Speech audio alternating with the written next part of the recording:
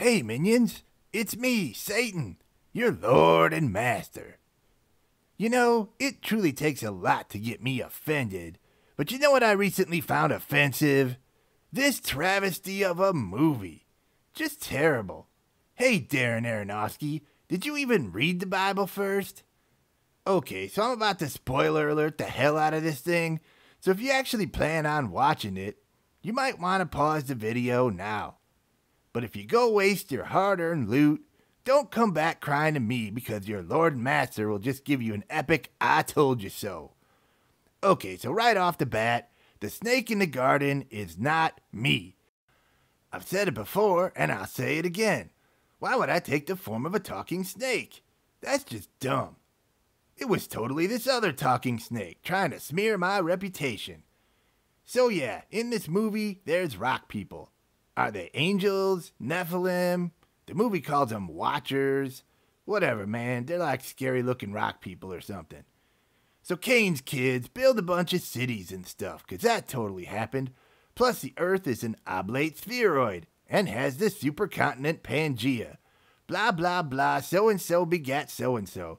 Hey, here's a totally magic snakeskin that didn't come from me, Satan. Then we find out gladiators in this movie for some reason. Already asking us, are you entertained? And I have to say, no, I'm not, because you're getting so much of the story wrong. Okay, so 20 minutes in this thing, yeah, we get it. Cain's kids are all a bunch of scum.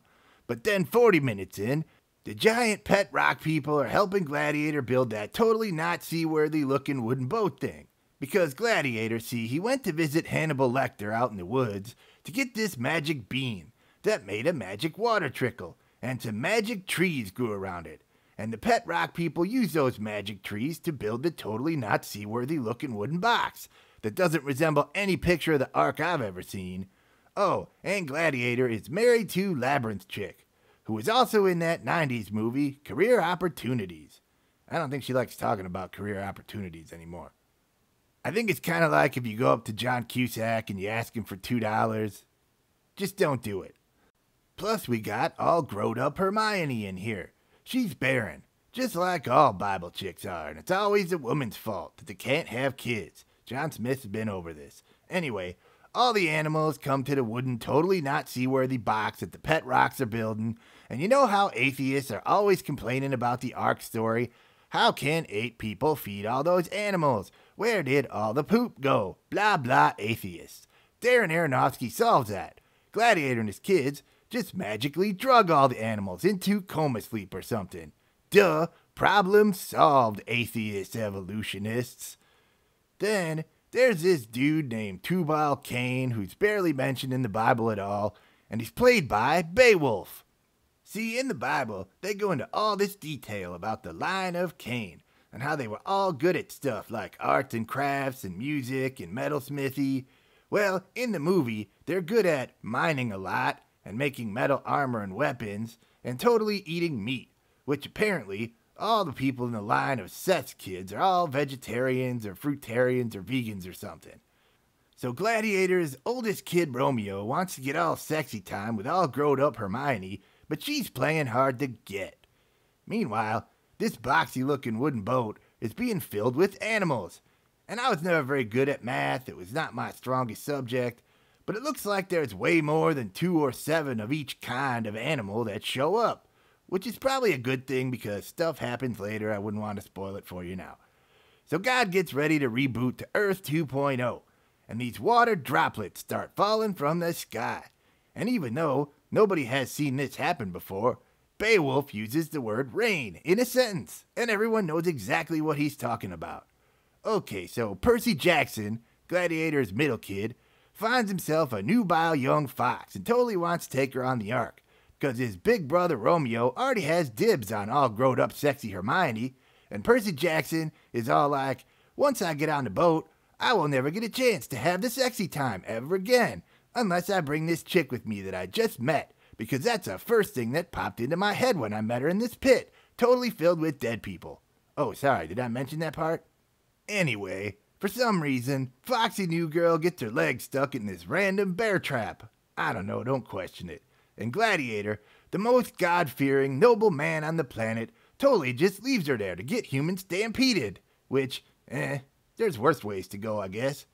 So then the Battle of Isengard happens. Only instead of treebeards and goblins, it's giant Nephilim rock people and a bunch of Cain's great-great-grandkids all armored up with Beowulf in the middle. One by one, the rock people are all killed or something, and little Tinkerbells break out and use their fairy dust to break the Earth's atmosphere. Going to heaven, I guess? Must have taken a wrong turn at Albuquerque, or Saturn. Okay, so Gladiator and Dark City Chick, Hermione, and Romeo, and Percy Jackson, close the wooden box with all the drug-sleeping animals in there. Water explodes out of the ground like lava. The rest of Cain's great-great-grandkids all drowned, and Beowulf busts a big hole in the side of the boat and stows away somehow. It's right there in Genesis. Read it again, folks.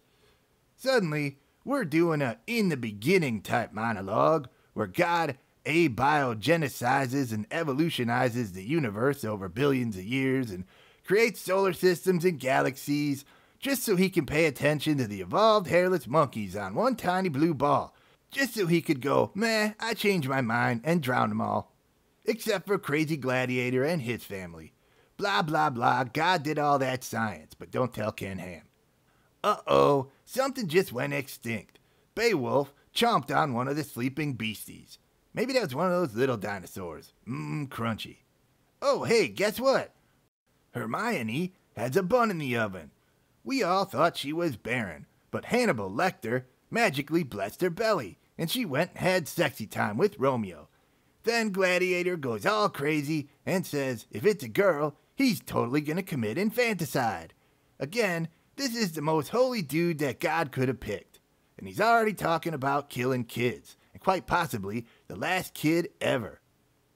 Meanwhile, 40 days and upteen bajillion long time later, they send out a raven, and there's no dry land. And as for the last remaining family on Earth, there sure is a lot of infighting and threats of abandonment, hate, and threats of infanticide. Meh, that's pretty par for the Bible though, no real surprises. The bread is definitely rising in Hermione's oven, so to speak. Dang it, God! You should have put Labyrinth Chick in charge. She's the most likable character in this movie. So Romeo, Hermione, and Labyrinth Chick make a lifeboat to try to escape the threat of infanticide from Gladiator. But Gladiator is one step ahead and burns their rescue boat. Suddenly, Beowulf makes his move and some other species of animal just went extinct. I think he gutted a dromedary or something. That was just a distraction though, in preparation for the final showdown, the epic hand-to-hand combat between Gladiator and Beowulf.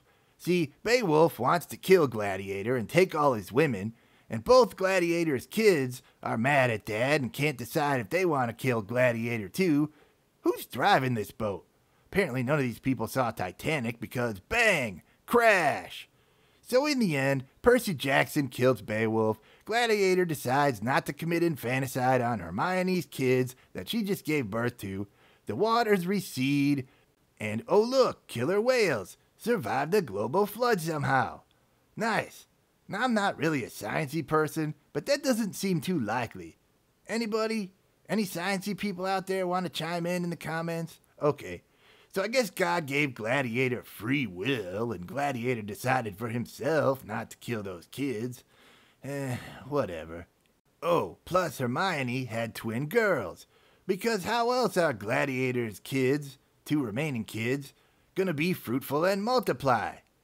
You know, when those 2 baby girls grow up. Just try not to think about it too hard. Finally, Darren Aronofsky shows that he gave the Bible a nodding glance because Gladiator gets all drunkified. Everybody sing it with me. What will we do with a drunken Noah? What will we do with a drunken Noah? What will we do with a drunken Noah early in the morning? So Percy Jackson sees his dad naked. Romeo and Gladiator's other kid cover drunk naked dad with a blanket. And for some reason, Percy Jackson decides to walk off into the sunset. Strike out on his own and stuff. Possibly to never come back. So Gladiator all of a sudden has the magic snake skin. And he goes up to those baby girls. Hermione's holding the baby girls and Gladiator says, I bless you, baby girls, with my magic snakeskin. Never mind that I was almost gonna kill you a little bit earlier. Be fruitful and multiply with my two other sons, even though Ham just left and will likely never come back. I, Noah, who looks damn good for 600 years old, look into the sky, and what do I see? A double rainbow! Wow, double rainbow! Wow. Roll credits.